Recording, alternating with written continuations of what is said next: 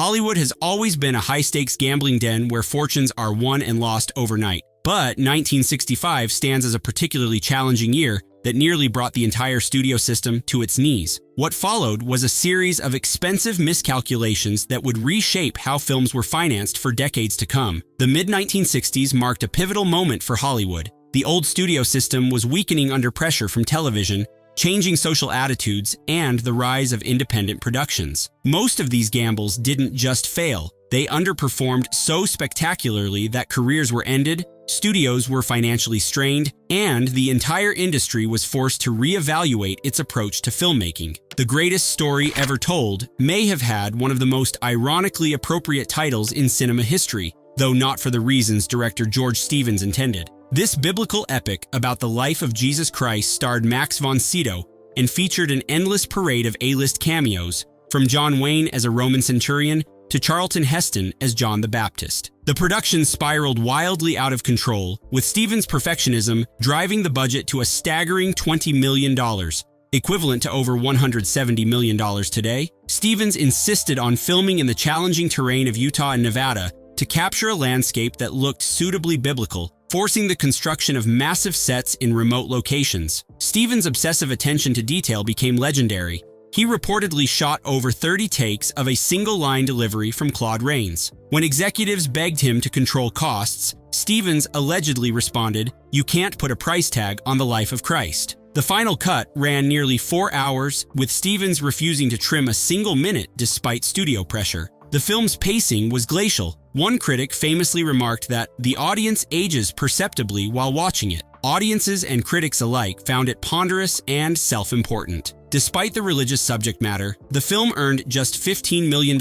making it one of the biggest financial disappointments in Universal's history. Dr. Zhivago is remembered today as a classic, but its initial release told a different story. David Lean's sweeping Russian Revolution romance cost MGM a fortune to produce, approximately $11 million, and its initial box office performance was so disappointing that it was considered a financial liability. The 3-hour-plus runtime limited the number of daily screenings, and American audiences initially seemed cold to the Russian historical setting. Lean's production faced immense challenges from the start. The Soviet Union refused permission to film there due to Boris Pasternak's novel being banned, forcing the production to recreate Moscow and the Ural Mountains in Spain. The crew built an entire Moscow street with functioning buildings and then covered it with artificial snow. Over 4 tons of marble dust, wax, and plastic materials were used when the Spanish weather refused to cooperate. Omar Sharif, fresh off his success in Lean's Lawrence of Arabia, struggled with the romantic lead role. Lean reportedly criticized him constantly,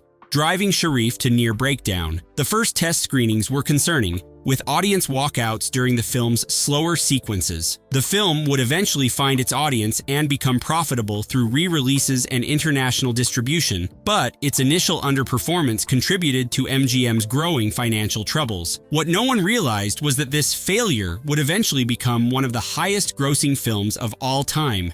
It just took years to get there. The Western comedy, The Hallelujah Trail, represented everything wrong with Hollywood's approach to filmmaking in the mid-60s. Directed by John Sturges and starring Burt Lancaster, this bloated comedy about a whiskey shipment to Denver cost United Artists $8 million, but earned back less than half that amount. The production was plagued with problems from the start, including dangerous stunt work that resulted in several injuries. The film's ambitious cavalry versus Indians sequences required hundreds of extras and horses, with one scene alone featuring over 1,000 participants. A massive dust storm destroyed expensive sets, forcing costly rebuilds. The production schedule stretched from a planned 79 days to 167 days as weather conditions repeatedly halted filming. Lancaster, known for his quick temper, clashed repeatedly with Sturges over the film's tone. Lancaster reportedly wanted a sharper satire, while Sturges pushed for broader comedy. The actor walked off set multiple times, causing further delays. The most concerning problem, however, was that audiences simply didn't find it funny. Comedy westerns were already a declining genre by 1965, and this expensive production felt desperately out of touch with the changing cultural landscape.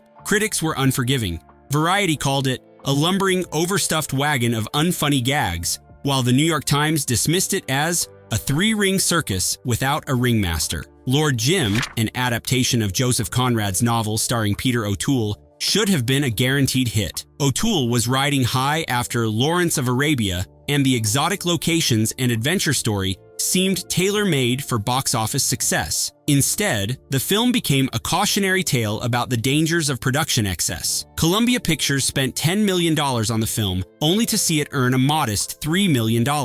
Director Richard Brooks insisted on shooting on location in Cambodia, Hong Kong, and Malaysia, driving costs skyward. The production constructed an entire fishing village on the shores of Angkor Wat's ancient lakes, only to abandon it after filming, leaving behind one of the most expensive film sets ever built in Asia. O'Toole's reputation for heavy drinking caused additional problems. According to crew members, he frequently arrived on set visibly intoxicated. His unpredictable behavior contributed to the shooting schedule ballooning from 84 planned days to 152 actual filming days. Co-star James Mason was so frustrated by the delays that he threatened to quit midway through production. When finally released, critics found the film tedious and overlong at 154 minutes. The New York Times called it a ponderous exercise in misguided fidelity to a literary classic, while Variety deemed it beautiful to look at but dramatically inert. O'Toole's star power wasn't enough to save a film that seemed to embody the worst aspects of Hollywood's bigger is better philosophy.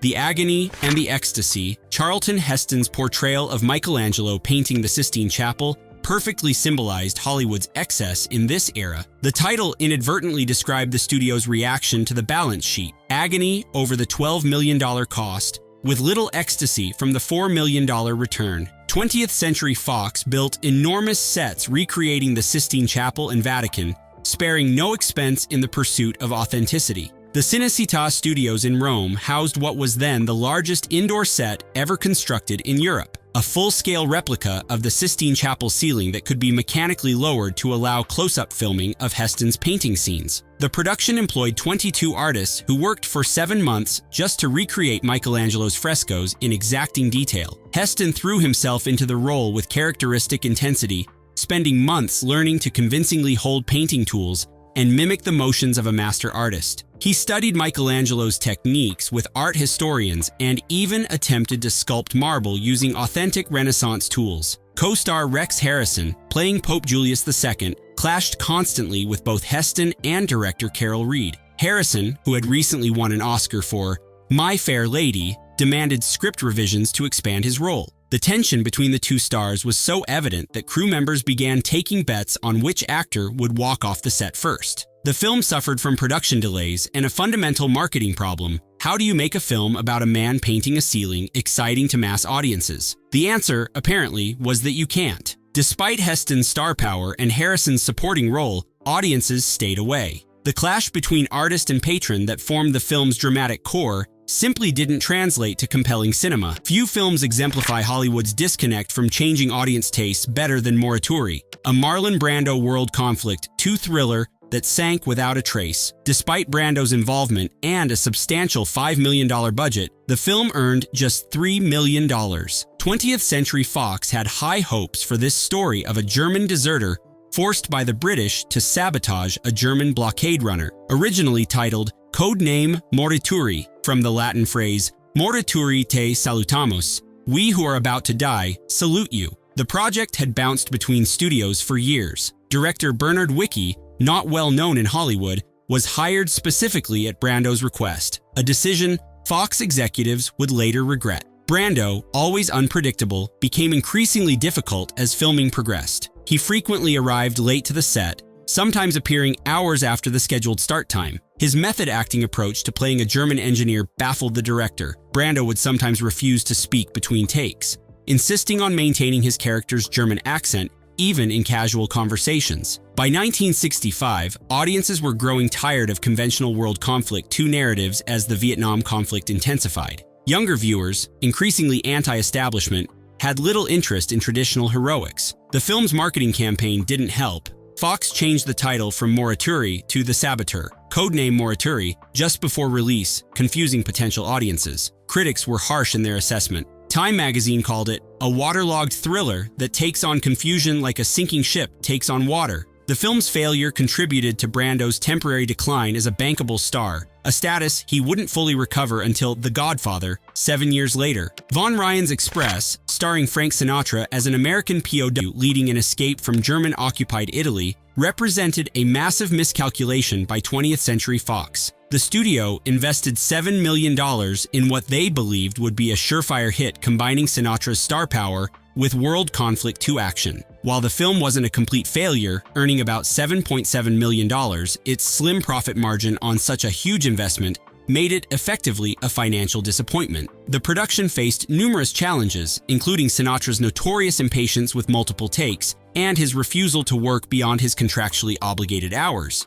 This led to rushed scenes and compromised quality. Sinatra would famously do one take and declare, "That's good enough," regardless of the director's opinion. When director Mark Robson requested additional takes, Sinatra would often respond, "If you didn't get it, you're not much of a director." More significantly, the film's downbeat ending, Sinatra's character passes away in the final scene, alienated audiences expecting the typical Hollywood happy ending. The studio reportedly begged Sinatra to reshoot the ending, but he refused. Test audiences reacted negatively to the conclusion, with many feeling betrayed after investing emotionally in the character's escape. The marketing campaign further complicated matters. Promotional materials suggested a more action-packed, triumphant story than the film actually delivered. This commercial underperformance came at the worst possible time for Fox, as it was experiencing financial strain from multiple 1965 productions. John Wayne, Hollywood's most reliable box office draw, couldn't save In Harm's Way from becoming another 1965 casualty. This world conflict two-naval epic directed by Otto Preminger cost Paramount $8 million, but earned only $5.9 million. The black and white cinematography, an artistic choice by Preminger, was commercially problematic at a time when color films dominated. At 165 minutes, the film's length tested audience patience. Behind the scenes, tension between Wayne and Preminger created a difficult shooting environment. Preminger, known for his tyrannical directing style, clashed repeatedly with Wayne, who was accustomed to directors deferring to his star power. The film's depiction of an assault scene was controversial for 1965 audiences, leading some theaters to refuse to show it. The financial fallout affected both Wayne and Preminger. Wayne would become much more cautious about stepping outside his comfort zone, while Preminger's relationship with major studios was permanently damaged. Elizabeth Taylor and Richard Burton, Hollywood's most famous couple both on and off screen, couldn't prevent the Sandpiper from becoming an expensive embarrassment for MGM. Despite paying Taylor an unprecedented $1 million salary, the $5.5 million production earned just $3 million domestically. The film, about an affair between a married minister and a free-spirited artist, was filmed in beautiful Big Sur, California. However, the production was plagued by the couple's off-screen drama, with reports of heavy drinking and frequent arguments delaying filming. Director Vincente Minnelli struggled to control his stars, resulting in a disjointed final product. Critics were harsh in their assessment, with one famously describing it as a monumental mess of platitudes, pseudo-poetry, and pompous posturing. The film's failure was particularly painful for MGM, which had been banking on the Taylor Burton star power to reverse its financial decline. Instead, it became yet another 1965 money loser that accelerated the studio's downward spiral. Inside Daisy Clover marked Warner Bros.' entry into 1965's Financial Hall of Shame. This musical drama starring Natalie Wood as a 1930s tomboy who becomes a Hollywood star cost $7 million, but earned only $3.5 million. The film suffered from a muddled tone, unable to decide if it was a musical, a drama, or a Hollywood exposé. Wood, though talented, was miscast as a teenager at age 27. The production faced constant script revisions, with entire musical numbers filmed and then cut from the final version. Robert Redford, not yet a major star, played Wood's husband who abandons her after revealing he's gay, a subplot that was heavily edited by nervous studio executives. Even the music, which should have been the film's selling point, failed to produce a hit single. The film's failure effectively ended Warner Bros.' interest in big-budget musicals at a time when the genre was already in decline. Wood, who had fought hard for the role, was devastated by both the critical and commercial failure, which she took as a personal rejection. Ship of Fools, based on Catherine Ann Porter's novel, assembled an all-star cast including Vivien Leigh, Simone Signoret, Jose Ferrer, and Lee Marvin for what Columbia Pictures hoped would be a prestigious hit. The $4.8 million production, directed by Stanley Kramer, earned only $3.6 million, making it another financial disappointment in a year full of them. The allegorical drama, set aboard a passenger ship traveling from Mexico to German-controlled territories in 1933, suffered from a fragmented narrative structure that tried to juggle too many characters and subplots. The film marked Vivien Leigh's final screen appearance, and her declining health complicated the shooting schedule. Kramer, known for message films, created a heavy-handed examination of pre-World War II attitudes toward the rise of oppressive regimes that many audiences found preachy and depressing. While the film received some critical acclaim and Oscar nominations, its commercial failure contributed to Columbia's financial troubles and accelerated the studio's takeover by conglomerate interests. The Flight of the Phoenix crashed as hard at the box office as the plane in its story. This survival drama about passengers of a crashed aircraft rebuilding a flyable plane from the wreckage cost 20th Century Fox $5.4 million, but earned just $3 million.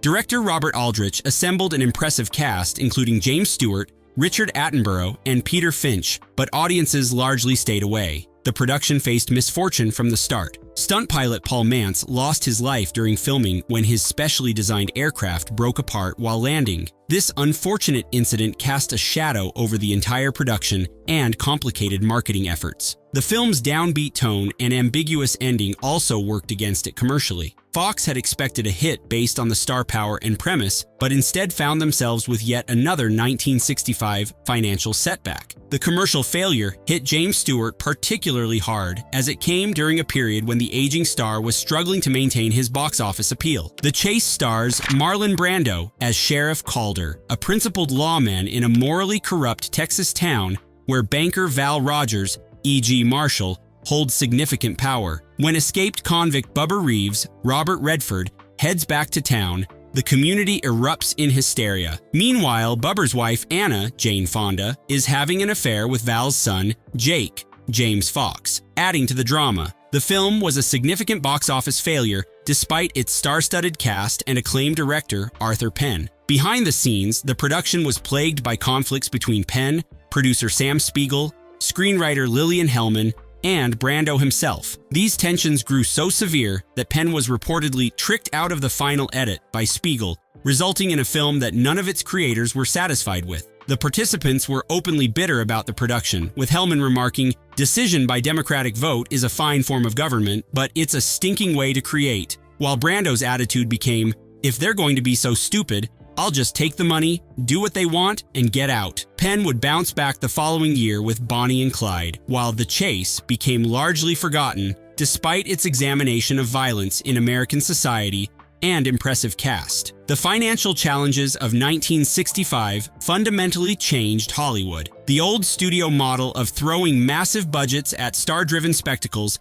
was clearly no longer viable. The combined losses from these 13 films exceeded $50 million, over $425 million in today's dollars, pushing several studios to the brink of bankruptcy. What followed was nothing short of a revolution: the rise of younger, more cost-conscious executives who understood changing audience tastes. Within 3 years, films like Bonnie and Clyde, The Graduate, and Easy Rider would usher in the new Hollywood era of filmmaker-driven, youth-oriented, and comparatively low-budget productions. The setbacks of 1965 didn't just lose money, they ended careers, accelerated studio takeovers by conglomerates, and forced a complete rethinking of how films were financed, produced, and marketed. The excesses that led to these failures would not be repeated until the blockbuster era of the late 1970s brought a new form of high-stakes filmmaking to Hollywood. The financial difficulties of 1965 cleared the path for the greatest creative renaissance in American cinema history, proving that sometimes spectacular failure is necessary for revolutionary change.